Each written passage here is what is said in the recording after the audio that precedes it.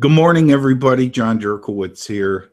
Welcome to the Career Hangout on Air, Career Corner Hangout on Air. We're live and we're both alive, so that's always a good thing. I want to thank you for joining us wherever you are today. I'm really excited. Well, those of you that know me, I'm always really excited. I have cool guests. And I'm sure everybody else says that, but I really have cool guests. But today I'm especially excited, okay, because my guest today is Dawn Westmoreland, and she's going to talk to us about reclaiming your personal power. And this person has an absolutely amazing and intriguing story to share with us. And so, Dawn, I'm just going to start with asking you, why don't you tell us a little bit about yourself? Okay. Well, first, thank you, John. And I also enjoy working with you in other venues, too. Well, I live in Asheville, North Carolina with my cats and my dog. And yesterday, my book just went live on Amazon. So it's now available. It's called The Empowered Whistleblower, A Practical and Spiritual Path to Personal Power. But to go back a little bit and tell you a little bit about myself, I am 51 years old, retired from the Air Force. I spent 20 years in the Air Force, retired about 10 years ago. And I like to jokingly tell people I'm a bit of a nerdy person. I love going to college and learning. I've earned 4 degrees in business, in HR, and horticulture, kind of all the H's and such. And about about 6 years ago, I worked for the Veteran Affairs, and I worked in HR, and then I also worked in some other administrative jobs. And with my background of 22 years of working in the HR, 20 was in the Air Force, I noticed some prohibited personnel practices going on in the Veteran Affairs. Specifically, where I worked at was the Mid-Atlantic Patient Accounting Center, and that's the revenue part of the VA in our area.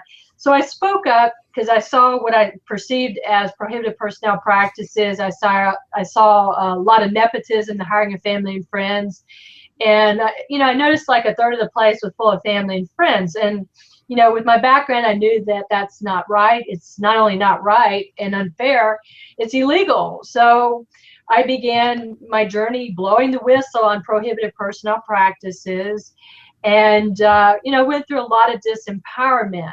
And some of that disempowerment, I felt like I was being stalked. My personal phone was monitored. I was management attempted to fire me and put me on 100 days of administrative leave. I was paid at the time, John. But can you imagine? I've done nothing wrong. This is later dropped, and taxpayers are paying my bill for me to be gone from work 100 days while I'm falsely charged. So, I worked in administrative job behind a computer, so my desk area was set up where it was very uncomfortable.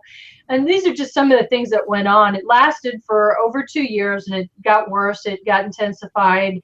And because I'd been fighting it, and I also kind of lost the balance of finding peace in my life and harmony. And I passed out a couple of times after 2 years of this horrific bullying that went on, and I passed out. And so the second time I ended up in the mental health ward, and I said that was a gift in ugly wrapping paper, because that was really a good part of my journey to empowerment.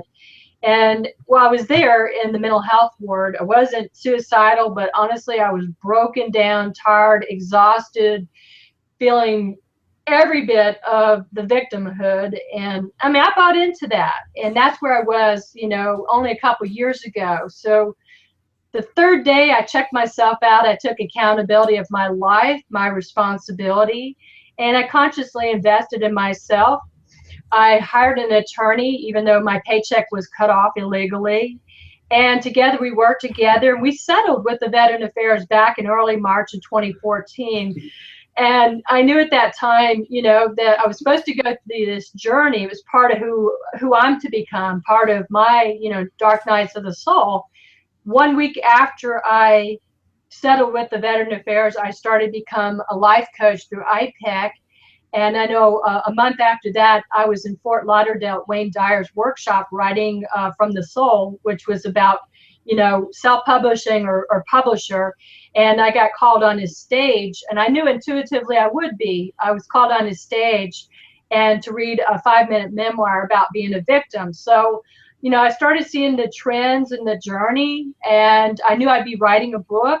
And I've been on, gosh, it's getting closer to about 40 different radio shows, and I'm here with you, thankfully. And I've been featured in the Christian Science Monitor for the work I'm doing. And so now I'm a personal power coach. That's what other coaches have called me and deemed me, because I'm all about self-love, self-respect, stepping out of disempowerment, breaking the chains, and standing up for yourself, and just claiming that personal power. That's what I'm about. Okay, how do you claim that personal power? Or, you and I share a couple things in common, and one of them is I worked in human resources actually for about 25 years, and I've seen people not have power and claim it and just go on to do great things. Unfortunately, I've seen people have that wonderful internal power, lose it, and then struggle so hard to get it back. So when you work with your clients, what's your method or methodology? How do you help them get from point A to point B? Well, I've had other people claim that I'm highly intuitive, and I'm going to go ahead and own it. When I sit down and I have a talk with a client, or I'm given a complimentary consultation, I have a way of getting down to what the root issues are. People will tell me, well, nobody listens to me, or I'm mistreated in a relationship or mistreated at work.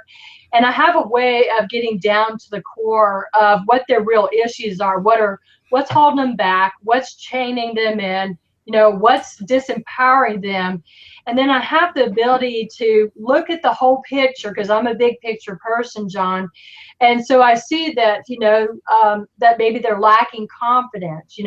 Maybe it goes all the way back to childhood, that they were harmed in some way, and they have a sense of, or a lack of respect for themselves, or there's self-loathing there. I mean, I get to the real issue, find out what it is.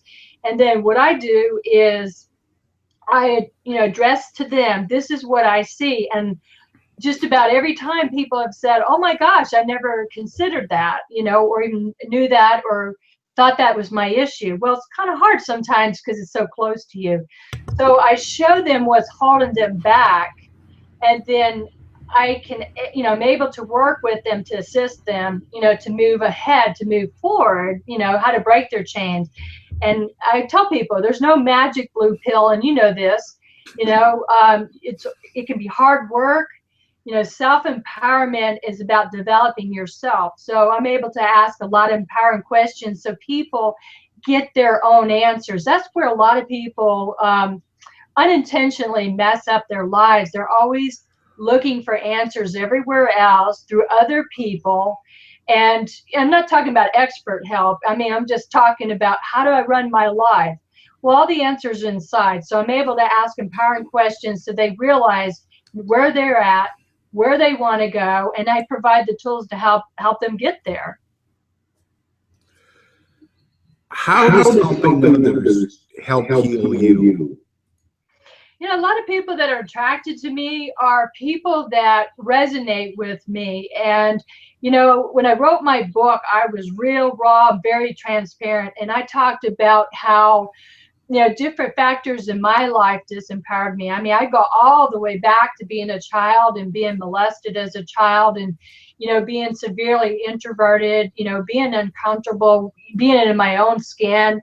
And, even going back to, I had a grandmother who had a PhD, and she grew up in an orphanage. And so she was very cold, very formal, a good woman, but she shared tough love with me. And I remember, all the time trying to press my grandmother's, telling her I want to be just like her. And I remember her telling me that, she didn't think I had it in me to be, what she did. And so in a way, she gave me tough love in the only way that she knew. And at the time, I could not even know that she loved me so much she would do that. And what it planted in me was a lot of insecurity. And I ended up earning 4 degrees just to impress my dead grandmother.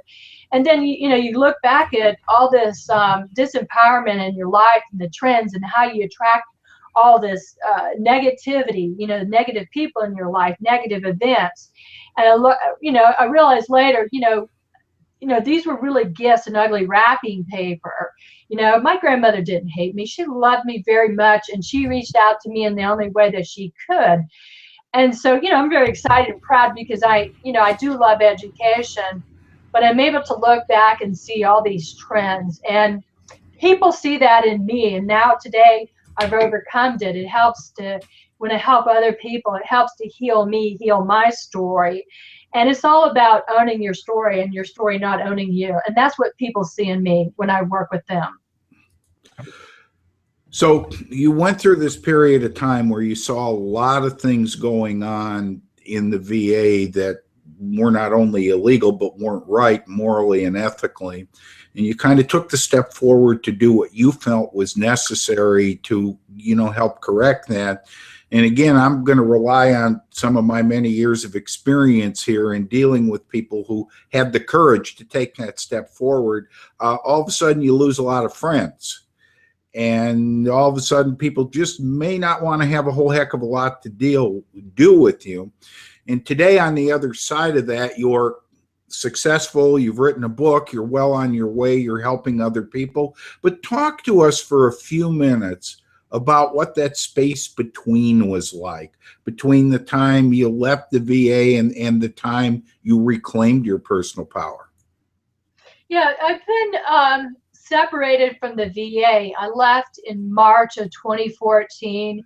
And, I hired a business coach, and my business coach, Monica Kitten, she's here in Asheville. She kept telling me, you learn a lot about yourself being an entrepreneur. For somebody like myself, 20 years in the Air Force, I worked hard, but there's a sense of security.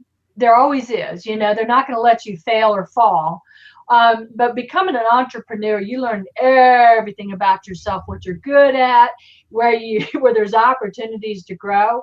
And quite frankly, parts of it was a little bit scary for me. I'd worked, before for myself when I earned a horticulture degree, and I teamed up with other people, and together we had a lot of synergy and we did great.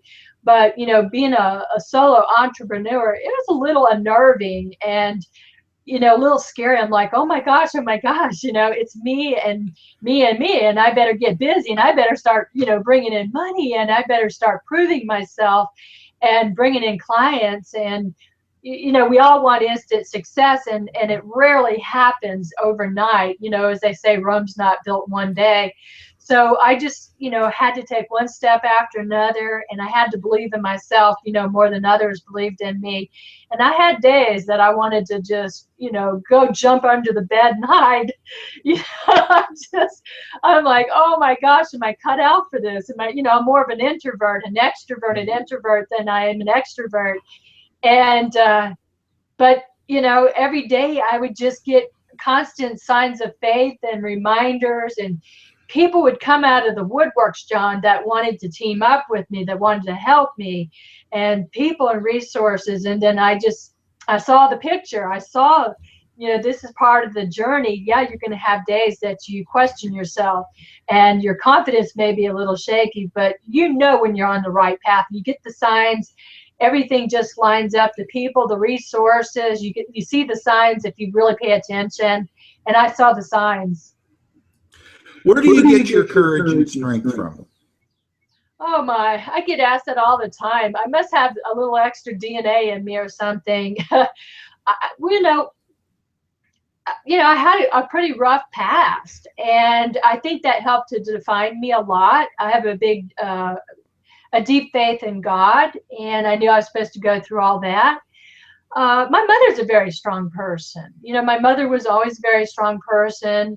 My father was an extremely hard worker. I learned a lot from both of them. My stepfather, who I was very close to, was quite the advocate. And I remember even as a kid being fascinated with advocacy, fascinated with people that were whistleblowers. And, I spent 20 years in the Air Force. When I went in '85 as a young girl, it was about 11% female. It was very much a male role. So I had to get really assertive really quick. And mind you, I'm an introvert, right? And so all of this building, being with a bunch of men, being in the Air Force, I was pushed into a lot of leadership roles because my mentors and leaders saw the potential in me. So I've worked mostly special duties that really helped strengthen me, define me, make me more of a leader than a follower. And yes, you can be a leader and still be an introvert. It's very possible. I want to share a comment. One of our listeners put up there in response to something you said. And Jake Whittished, one of my loyal followers and listeners, said, "Gifts and ugly wrapping paper. I just got one."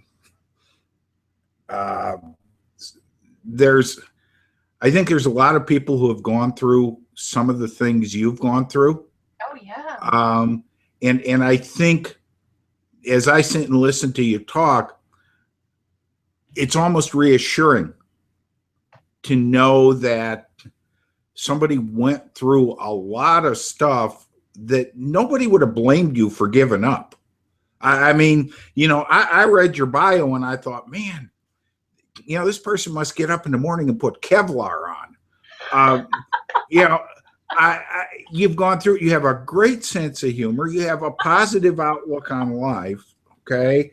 And I think it's reassuring for people who listen to you and watch you be able to say, you know what, if she can do that, so can I. Our circumstances may not be similar, but at least we're kind of going through some of the same thing. Let me ask you this question. What would you do differently if you could go back? Oh, God, I love that question. That's why I asked it. So funny. If I could have gotten the lessons a little sooner, I would have loved to have been more empowered and more confident. I said earlier, I'm 51 years old. I wish that I got it together sooner.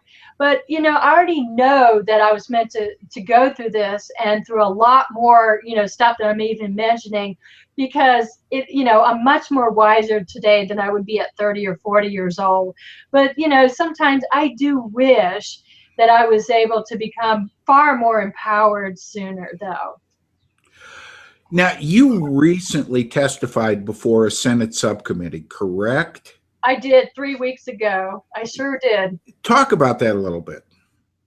Well, 1 year ago, after settling with the VA, I had this thought, I would give anything to stand in front of Congress and Senate and tell them that the whistleblowing laws are just not working. I mean, you have some out there, but they're not enforced, and people are throwing in the towel because by the time they get to court, or there's some fair remedy or anything, these people are going to have a heart attack. They're going to end up in the mental health ward like I did, or they're going to throw the towel in. Well, wouldn't you know, I connected with this great organization. It's a military veterans organization called Concerned Veterans for America. They're big and they're very powerful, and I love this group. I'm now connected with them.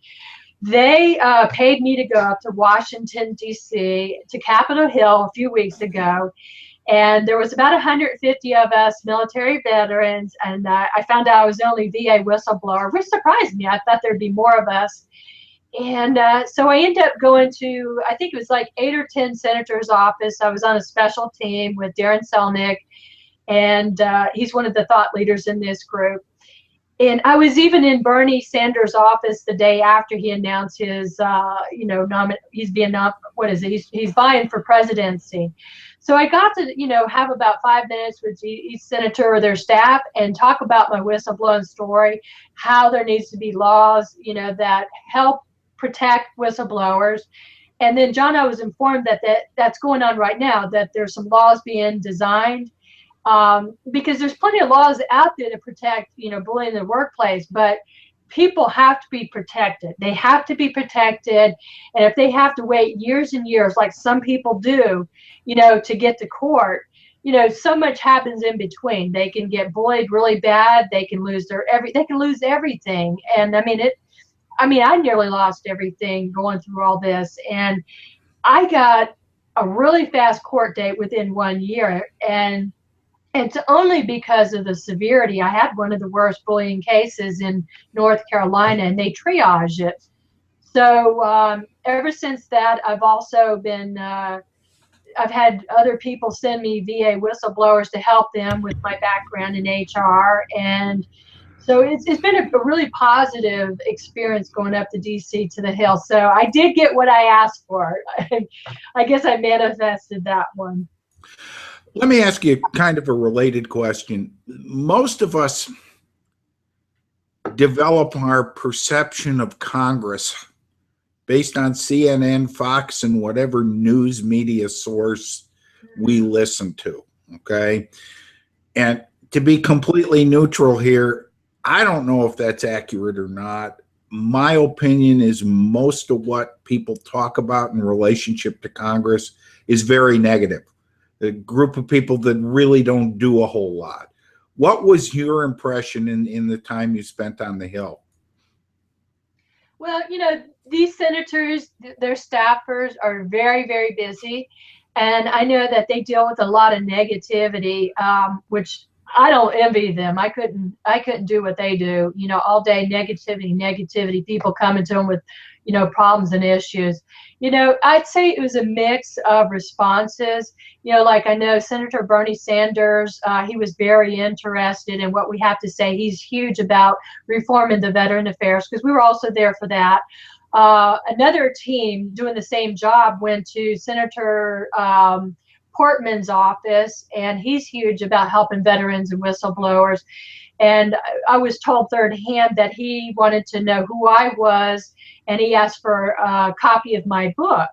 So I know that there's some senators more interested. They all have busy agendas. It's not just about reforming the VAs. So it was a nice mix. Cool. How are you empowering women today? Well, what I'm doing to empower women, and I also empower men too. My book, my book came out yesterday on Amazon. It's available in the printed and the Kindle version. And again, it's called The Empowered Whistleblower: A Practical and Spiritual Path to Personal Power. I can be contacted for speaking engagements. I do consulting like you. I have a long background in HR and a master's in HR. And then I also do, one-on-one coaching. I'll go in and talk to organizations. And I've got other books that'll be coming out soon too. So I just, I'm very raw, I'm very real, I'm very transparent because, I know there's a lot of good people out there that are helping others, empowering others.